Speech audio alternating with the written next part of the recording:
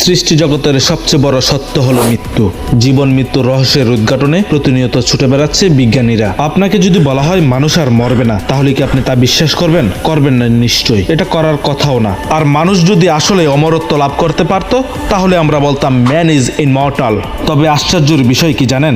আমাদের কাছে যেটা দুঃস্বপ্ন মনে হচ্ছে, সেটাকেই বিজ্ঞানীরা স্বপ্ন দেখাচ্ছে এবং বলে যাচ্ছে 2045 সালের মধ্যে তা বাস্তবায়ন হবে। আর এই মিরাকেল ঘটা সম্ভব মাইন্ড আপলোডিং এর মাধ্যমে। আপনি অনন্তকাল বেঁচে থাকুন, আর এটাই হচ্ছে এই প্রযুক্তির মূল উদ্দেশ্য। তাই এই প্রযুক্তিকে অমরত্বের প্রযুক্তি বলা হয়ে থাকে। আমাদের দেহে কোটি প্রকারের কোষ রয়েছে। বয়স বাড়ার সাথে সাথে এই কোষগুলো নিজের রিপেয়ার হওয়ার ক্ষমতা হারিয়ে ফেলে। ফলে আমাদের দেহের প্রতিরোধ ক্ষমতা আগের মতো থাকে না, আর যা হবার তাই হয়।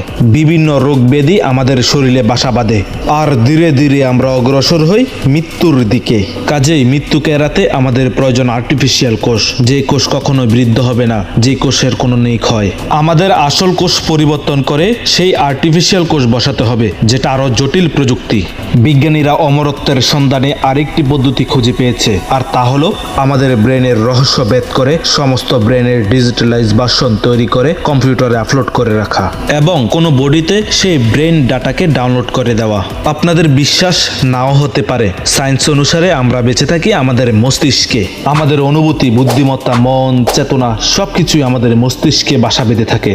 সুতরাং কোনোভাবে যদি কারো মস্তিষ্ককে কপি করা সম্ভব হয়, তাহলে তো সেই চিরকাল বেঁচে থাকবে, আর তাতে তার অনুভূতি, বুদ্ধিমত্তা, চলাচল সবই সংরক্ষণ থাকবে।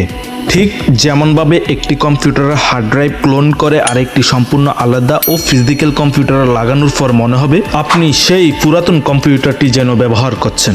আর এই ব্যাপারটা ঠিক এমনই। আচ্ছা চলুন আমাদের মস্তিষ্ক সম্পর্কে আরো অজানা কিছু তথ্য জেনে আসি। মানুষের মস্তিষ্ক তার কাজ করার ধরন এই পৃথিবীতে আশ্চর্য বিষয়গুলোর মধ্যে একটি। আমাদের মাথায় তো কোনো ইউএসবি পোর্ট নেই, আর তাতে আপনি কেবল লাগাবেন আর ডাটাগুলো ট্রান্সফার করে কম্পিউটারে নিয়ে যাবেন। আমাদের মস্তিষ্ক যেভাবে কাজ করে, কম্পিউটার সেভাবেই কাজ করে না। মস্তিষ্কের কাজ করার ফরম্যাট আলাদা, কম্পিউটারের কাজ করার ফরম্যাট আলাদা। তাই তো মস্তিষ্কের সকল ডাটা কম্পিউটারের কাছে মিনিংলেস। কোনো ডাটা বা তথ্য কম্পিউটারে তখনই সংরক্ষণ করে রাখা সম্ভব হবে যখন ডাটা বা তথ্যগুলো ডিজিটালাইজ করা হবে। কিন্তু মস্তিষ্ককে কি ডিজিটালাইজ করা সম্ভব? এটা তো কোনো সার্কিট বা ইলেকট্রিক চিপ নয়, বরং এতে রয়েছে অনুভূতি, চেতনা ইত্যাদি। আর এই সমস্ত কিছু একত্রে জীবন্ত উষ্ণ বায়োলজিক্যাল অঙ্গে বদ্ধ রয়েছে, যেটা আমাদের কাছে সোজা বাংলায় মাথার ঘিলু বা মগজ নামে পরিচিত। আপনার দেহে মস্তিষ্ক এমন একটা উপাদান যা আপনাকে মানুষের অস্তিত্ব জানান দিচ্ছে, আপনাকে প্রতিনিয়ত বুঝিয়ে দিচ্ছে আপনি একজন মানুষ এবং আপনি কি কি করতে পারবেন। মানুষের মস্তিষ্কে 100 বিলিয়নের মতো অতি ক্ষুদ্র কোষ থাকে, আর যাকে নিউরন বলা হয়, এবং প্রত্যেকটা নিউরন একে অপরের সাথে কানেক্টেড রয়েছে। আপনার কোনো তথ্যের প্রসেস করা নির্ভর করে নিউরনের প্যাটার্ন এবং একে অপরের সাথে কানেক্টেড থাকার সিস্টেমের উপর। আর এই পদ্ধতির উপর আপনার মেধা, আপনার বুদ্ধিমত্তা, আপনার চেতনা ইত্যাদি সব কিছুই নির্ভর করে।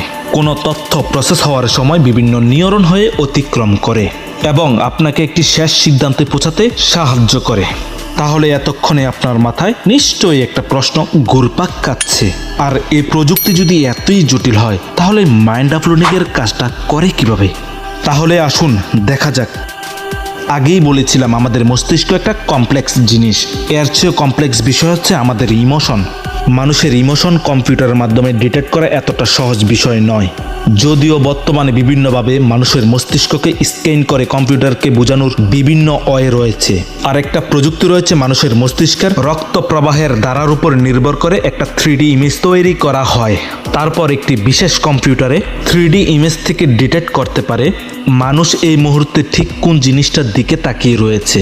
কিন্তু বর্তমানে মস্তিষ্ক কি অনুভব করছে এটা ডিটেক্ট করা বেশ কঠিন। ভুলে গেলে চলবে না, আমাদের মস্তিষ্কে 100 বিলিয়নের মতো নিউরন রয়েছে।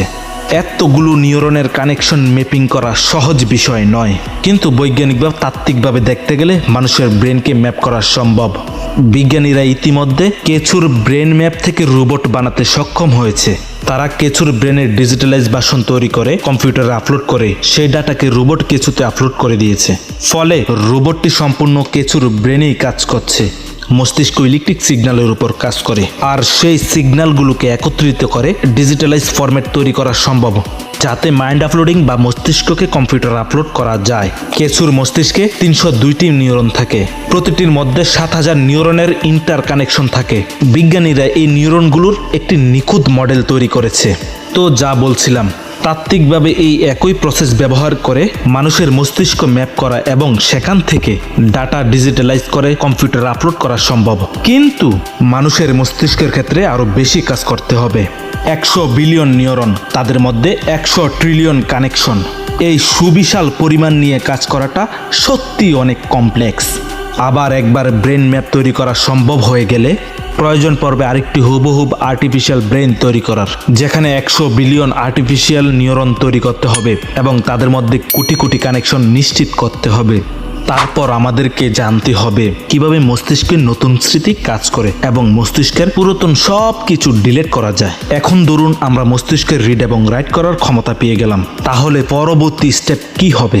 এখন কাজ হলো একটা ব্রেন থেকে আরেকটা ব্রেনে সমস্ত ডাটাগুলোকে কপি করা। মানুষের মস্তিষ্ক আর কম্পিউটার হার্ড ড্রাইভ এক জিনিস নয়। বিজ্ঞানীদের মতে আমাদের মস্তিষ্কের সমস্ত মেমোরি প্রায় 2.5 মিলিয়ন গিগাবাইটের সমান। এত বিশাল ডাটা ট্রান্সফার করাও এক বিশাল মাথা ব্যথার কাজ। USB 3.0 কানেকশনে এই পরিমাণ ডাটা ট্রান্সফার করতে সময় লাগবে লাগাতার 80 দিন। থান্ডারবোল্ট 3 কানেকশনও 1 সপ্তাহের উপর সময় লেগে যাবে। আবার শুধুমাত্র ডাটা ট্রান্সফার করে দিলেও হবে না, মস্তিষ্কের প্রপার ম্যাপ লাগবে, যাতে প্রতিটি নিউরন দ্বারা সেই ডাটাকে প্রসেস করা সম্ভব হয়। এতক্ষণে বুঝতে পেরেছেন কি এই প্রযুক্তি কিভাবে কাজ করে আর আমরা এই প্রযুক্তি থেকে কতটুক দূরে আছি? এবার আসুন দেখা যাক অমরত্ব নিয়ে ইসলাম কি বলছে।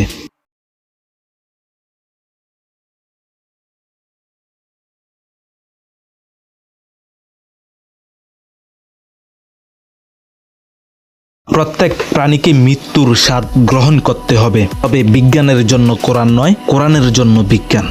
কোরআন যেমন সত্য, বিজ্ঞানও ঠিক তেমনই চিরসত্য, কারণ কোরআন হচ্ছে বিজ্ঞানময় কিতাব। তবে বিজ্ঞানের কিছু থিওরি পরিবর্তনশীল আর কিছু থিওরি কাল্পনিক, আর এগুলি বিজ্ঞানে একটা মিশ্র প্রতিক্রিয়া জন্ম দেয়।